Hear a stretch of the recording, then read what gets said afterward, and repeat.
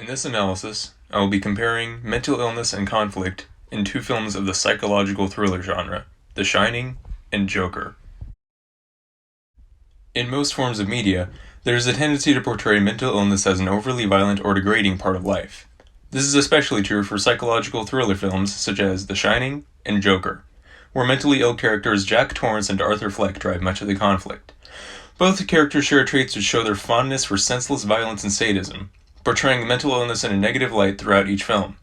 They end up causing chaos and driving conflict throughout each other's films through a combination of their outward appearance, their spoken dialogue, and, most importantly, their violent, over-the-top actions towards others and themselves. Starting off with The Shining, there are many aspects to Jack Torrance's appearance that call for violence and conflict. For one thing, the red jacket that characterizes him throughout most of the film may seem innocent in itself at a first glance, but its red coloration was in all likelihood intentional.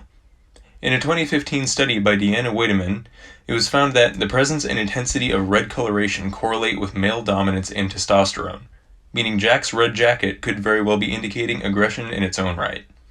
One might consider this a small and insignificant detail, but when the coloration of Jack's jacket matches the color of aggression, violence, and blood seen throughout the movie, that notion seems questionable. There are also Jack's many exaggerated facial expressions, which pervert the violent acts he commits with a sense of cruel humor. His perverted sense of humor is especially obvious in the "Here's Johnny" scene, where he makes reference to a comedic talk show host. The appearance of mentally ill characters like Jack Torrance goes a long way in painting each scene's conflict. Jack's facial expressions also go hand in hand with his creepy and, at times, sadistic dialogue, in making the film's conflicts terrifying and funny at the same time. For instance, he will tend to use a lot of irony in his dialogue, whether it be situational or verbal. Jack will tell his wife, "I'm not gonna hurt ya," one second, and tell her, "I'm just gonna bash your brains in," the next, all the while yelling with a psychotic tone in his voice. The infamous "Here's Johnny" scene serves to surprise through situational irony, as neither the audience nor Wendy Torrance would expect comedy to come before murder. This helps drive the conflict by subverting the expectations of supporting characters like Wendy, making them doubt his intentions, and overall creating an atmosphere ruled by Jack's psychopathic tendencies. Some would view Jack's dialogue as only being complementary to other traits of his in driving conflict and ensuing violence, but it plays an important role in his interactions with other characters, and especially in permeating fear. The pervasiveness of this fear is what really drives conflict of the film throughout its runtime. Arguably, the most important character trait of Jack Torrance's that drives the film's conflict are his violent and sadistic actions towards others and himself. At the beginning of the film, Jack's characterization is that of a somewhat creepy but otherwise normal family man. However, the main conflict of the horror, the plight of Wendy and Danny, start when Jack starts drinking and verbally abusing his family. Wendy is finally forced to get a baseball bat and defend herself, not long after, when Jack menacingly approaches her, forcing her to back away through the enormous hotel lounge. This scene marks Jack's mental breaking point, when he finally crosses the line and becomes The Shining's antagonist. It could also be argued that Jack himself isn't causing the conflict, but rather the hallucinations/ghosts he interacts with, making him believe he is more of a protagonist in his own story. However, the reality is that both Wendy and Danny Torrance are forced to fight for their lives from this point onwards, and it is solely because of Jack's mental illness and violent tendencies. As for Arthur Fleck in Joker, he shares many of the visible character traits that contribute to Jack Torrance's aggressive appearance.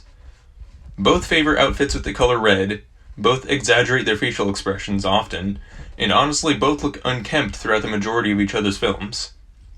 Arthur plays up the aggressive nature of the color red, as Jack Torrance did, but his character is able to do so to an even greater degree because he is trying to look like a clown. Clowns are notorious for messing with people's expectations by having both innocent and slightly creepy or sinister undertones at the same time. The sinister nature of Arthur's clown getup is heightened by the fact that he only shows it after he is resigned to his fate as a murderer, signifying the climax of his internal conflict. The main driving factor of said internal conflict is Arthur's peculiar condition, which deprives him of the ability to control his emotions. This essentially means that he cannot control his own laughter, exacerbating his clown-like appearance to others.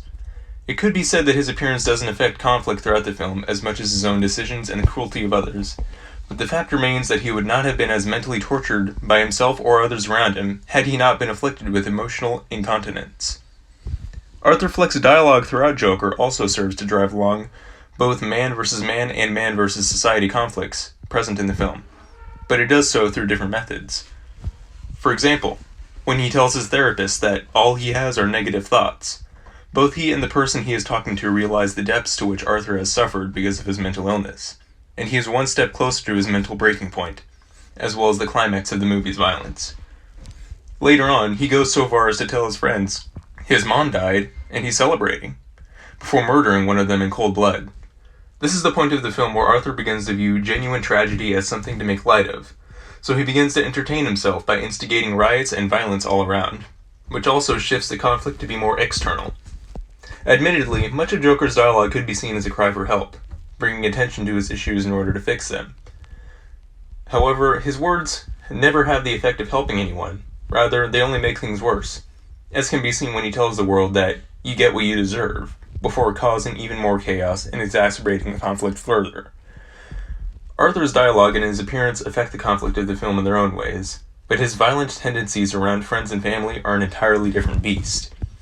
For one thing, his own mother was forced to defend herself from him by locking herself in a bathroom, all the while Arthur giving menacing remarks to her on the other side. In a way, Arthur's actions could be seen as justified, due to the backstory of his mother's abuse towards him as a young child. However, he is clearly unprovoked at the time of the attack, when he chose to attempt assault on his own mother. This is an example of Arthur degrading the relationship he has with his own family, and as a result, his ability to interact with others in the outside world. All things considered, neither Joker nor The Shining portray mental illness in a healthy way. Jack Torrance's schizophrenia leads him to drive the central conflict of his particular film, and Arthur Fleck fails to deal with his emotional incontinence in such a way that would have helped him avoid the central conflict.